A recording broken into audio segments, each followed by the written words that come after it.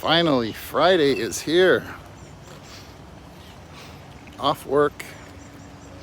Off work the next 4 days. Going to be nice. Just to chill and relax. Sun just coming up. Back cranes roost here. Wanted to make a video today.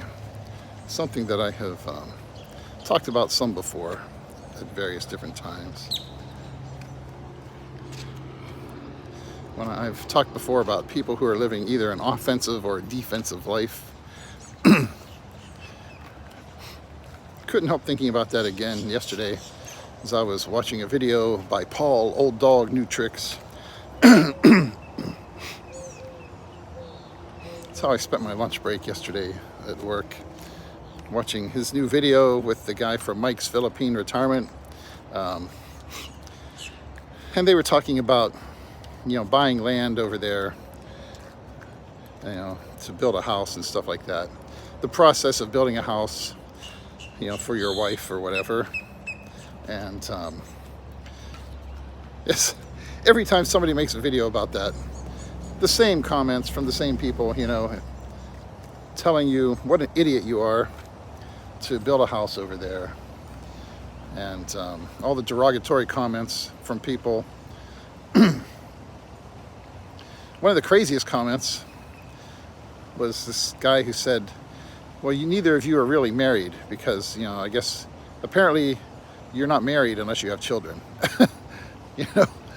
Because either one of you can just walk away from it whenever you want, which I thought was an incredibly crazy, stupid comment, but that shows you where that person's coming from. Obviously, marriage doesn't really mean much to a person like that. For a lot of people, marriage doesn't mean anything anymore. That's why so many of them say, we'll just live together or whatever. Because the actual institution of marriage, they don't really view it as some kind of a serious permanent commitment. It's a commitment up until it starts inconveniencing them personally and some problems come along, and then they can just pull the plug and leave. And apparently they think if this particular person, I guess, thinks that even if you are married, that if you don't have kids, you can still do the same thing, The idea that it's a commitment to that other individual to be their partner and friend and co-worker for the rest of your life. Some people just do not have that commitment anymore. But that shows you where they're coming from, what kind of person they are, what kind of culture, they reflect. But you had all the usual comments, how stupid it is to do something like that. And let's be honest, obviously, if you're doing something like that, building a house with someone and sinking a bunch of money into property and a house, it's something you should only be doing if you're married.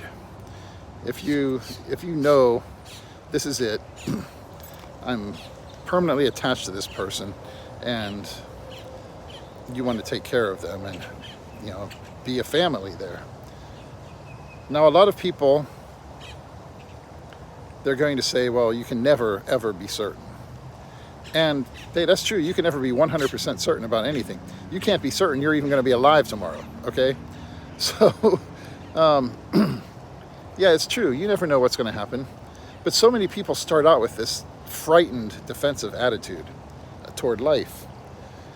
And that's really what the topic of this video is about, these fearful expats over there who are afraid to make any kind of commitment or live a life without making sure they have all kinds of safety valves in place. It's understandable, especially if you're like some old guy who moves to the Philippines and all you have is Social Security. You probably better not be putting yourself in a situation where you're going to put all that at risk. And for a lot of people, that's their primary concern, is protecting what they have and making sure they don't get involved in anything that's going to cost them that. And that's a very rational point of view. But in terms of being in a relationship with someone else, you can't go into any kind of a relationship. They talk about, how you know whether it's real or not. and how none of it's real, it's all transactional. The only chance you have of having a real relationship with someone is by being willing to open up and give 100%.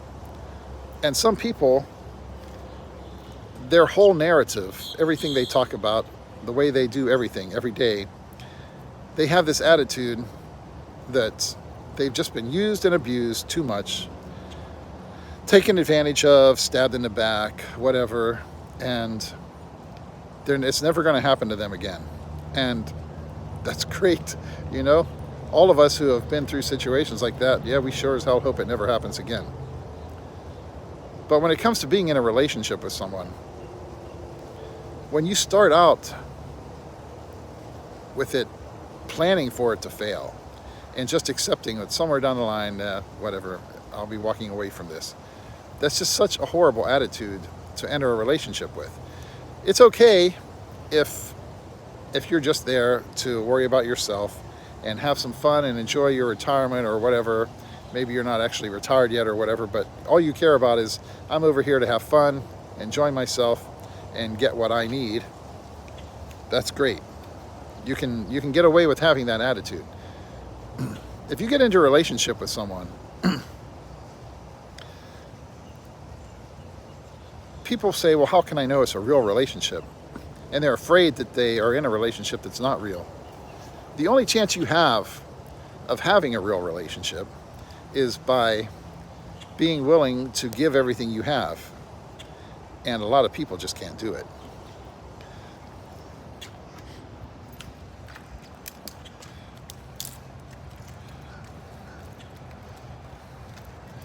You know, a lot of people just do not have the kind of faith and hope and optimism that you need to have to be able to do that, to be able to really fully commit to a relationship and say, okay, no matter what happened before, I'm willing to erase that from my mind and not, you know, preemptively hold that against the person I'm with now and just assume that it's going to end. A lot of people can't do that. They're so defensive and scared and frightened of life now that they're just not able to let loose and fully commit to something and really give it a chance of being real. The surest way to kill a relationship and make sure it's not going to be real is to hold back. Because if you're holding back and not giving everything you need to do to make it a successful relationship, you're dooming it from the start. Because then you're putting it all on the other person, that they have to work around your insecurities and your inability to give 100% and to treat it like a real relationship. What does that do to them? You know, that's an insult to them, to get involved with someone and to treat them like that. To let them know, just right up front, look, I don't believe this is real, and I can't take the chance on believing it's real, so I'm never going to fully commit to you like we should for a real relationship. And so many guys are like that. You see these people on YouTube all the time, and you see them in the comments section, and yeah, a lot of people get involved in bad situations in the Philippines, and they lose a lot of money. They get involved with somebody that they shouldn't, and before they really take the time to make sure that it's real and that this is someone they can trust and count on, they start building them a house or whatever. And if you do that, you're probably going to have problems. On the other hand, you sometimes have to be willing to give a little bit without being fearful, just to even find out and give the relationship a chance to begin with. And that's tough. Like they say, you know, you shouldn't, you know, it's just like gambling. Don't bet anything that you can't afford to lose.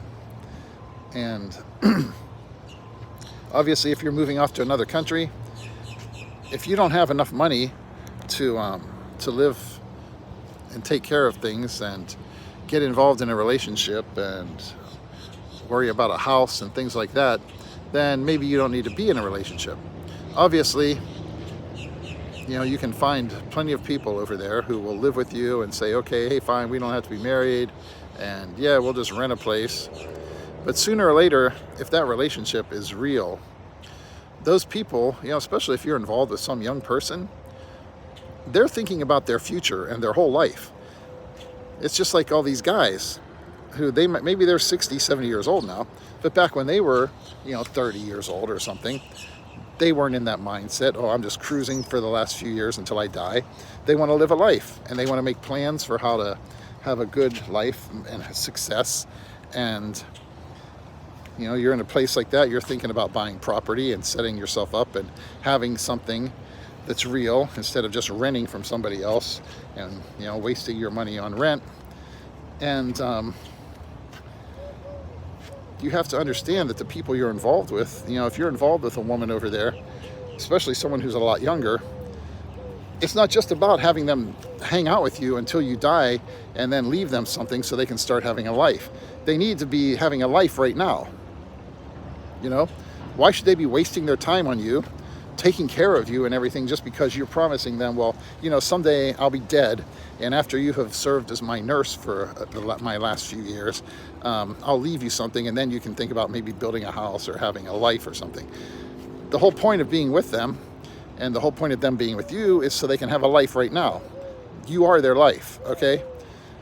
And a lot of guys, I guess, you know, they're incapable of looking at it like that because they assume, well, you know, that basically it's just you know, a long-term exclusive relationship with a prostitute or something is basically how they view their girlfriends, and a lot of them even their wives. They just can't get that out of their head that this person is just somebody who's using them for money, and basically that's what you're looking at them as, a prostitute. You know, and so I understand where some of these guys, I guess, you know, they think, oh, it's not really a marriage, because they don't look at it as a marriage. They don't look at it as being involved with someone who's an equal partner in their life and making a life with someone. Because so many of them, they just think, well, my life's over anyways. And they act like, oh, I've only got a couple years left. And that's the way they do everything and plan everything is, you know, man, I don't know if I'm going to be here tomorrow. And that kind of, basically they're already dead. You know, they act like somebody who is already dead. And what kind of life can you give a woman if that's the way you're acting? And then to just expect for them to waste the prime of their life right now with you for however long you manage to hang on before you kick off, and then start having a life. They want to have a life now. But, you know, everybody's situation's different. All that kind of thing. Good morning. Going okay, But that's, you know, that's just such a sad attitude. And anytime they see somebody who is, you know, willing to live a life and make a commitment, you know, especially when it comes to the topic of buying property or building a house or whatever, you know, it's the same comments from everybody. I saw a couple of comments. Yeah, you know, once the clam opens, they just can't help acting like Americans. You know, this is stupid bullshit. I don't know, maybe they've been listening to too much British expat in the Philippines or something. You know, I don't know. It's, you know, so, you know, now it's not just you're stupid because you're thinking with your little head, as everybody likes to say. But no, now it makes you act like an American too. So, you know, just half these people that get on there to make these comments, they don't have anything intelligent or useful to say. They're just on there to rag on other people and to make themselves feel better, like they're cool or something, and giving their man of the world advice. And anybody who doesn't look at things their way is some kind of, you know, an idiot. And the only thing the rest of us can do is just ignore them and live our lives.